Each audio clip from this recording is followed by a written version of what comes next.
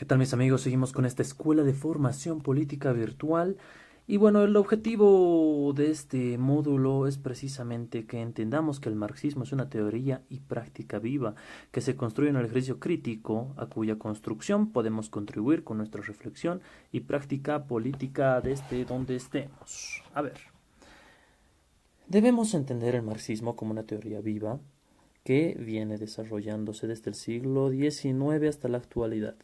En ese devenir registra distintas lecturas e interpretaciones del pensamiento de los pioneros, Marx y Engels, determinadas por las diferentes condiciones de recepción de su pensamiento, históricas, políticas, económicas, culturales, y que ha dado origen a varias escuelas, el leninismo, trotskismo, los teóricos de la Segunda Internacional, la interpretación soviética, el estructuralismo francés, la escuela italiana, la teoría crítica de la escuela de Frankfurt, el feminismo socialista, el neomarxismo inglés, la corriente latinoamericana, africana, asiática, etcétera.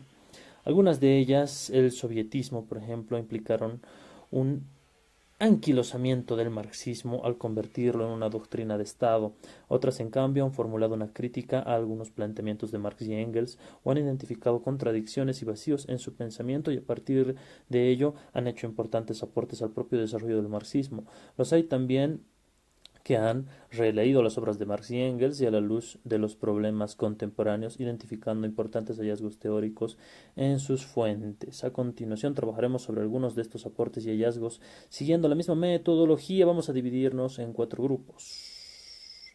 Bueno, eso ya es parte de la metodología para hacerlo grupal, como lo estamos haciendo en video. Vamos a respondernos a la pregunta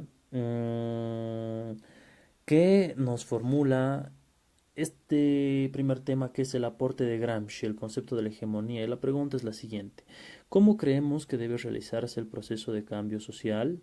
¿Cuál es nuestra idea de la revolución? ¿Cómo sería posible realizarla? Bueno, piensen en esa respuesta tentativa y vamos a ver un poco qué nos dice Gramsci al respecto. Recordemos Gramsci, comunista italiano, fundador del Partido Comunista Italiano, encarcelado, escribió los cuadernos de la cárcel, 33 cuadernos de la cárcel que fueron fundamentales para entender la teoría política comunista y también entenderla, esa época y entenderla. Esta época se lo llama el marxismo, el marxista de las superestructuras, Antonio Gramsci. Vamos a ver qué nos dice.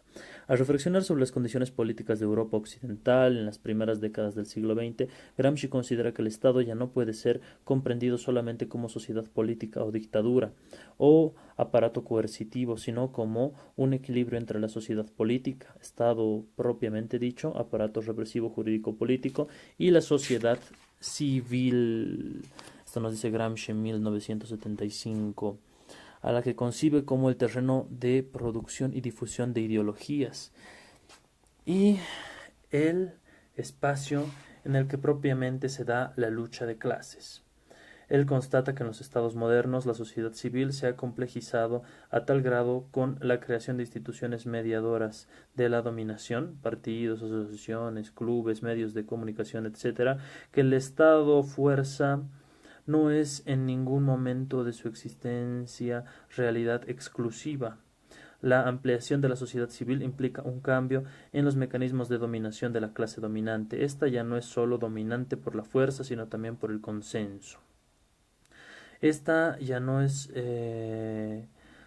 dominante por la fuerza, lo vuelve a decir Gramsci. La clase dominante ejerce su poder independientemente de los compromisos materiales con otras fuerzas sociales, no solamente por medios de coerción, sino además por su visión del mundo, es decir, una filosofía, una moral, costumbres, un sentido común que favorecen el reconocimiento de su dominación por las clases dominantes. Ahora bien, entre el consenso es construido en la medida en que la clase dominante es clase dirigente, es decir, hegemónica. El aporte central de Gramsci a la teoría del Estado marxista es precisamente su concepto de hegemonía. Pero, ¿qué es hegemonía? Es la capacidad de dirección intelectual y moral que ejerce una clase y un Estado sobre el conjunto de la sociedad.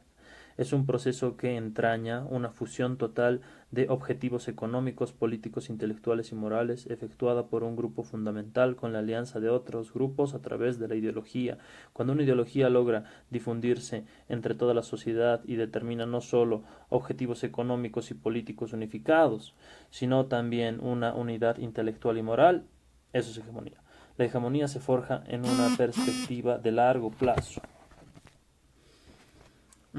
Constituye un proyecto histórico que al construirse transforma los distintos elementos ideológicos que cada clase porta, creando una síntesis más elevada. De modo que todos los elementos se funden en una voluntad colectiva que se constituye en el nuevo protagonista de la acción política y funciona como el sujeto político mientras dura esa hegemonía. Su concepción de hegemonía es íntimamente vinculada a su proyecto de reforma intelectual y moral de la sociedad, que se articula en perfecta coherencia con su proposición de una clase antes de ser gobernante tiene que ser dirigente.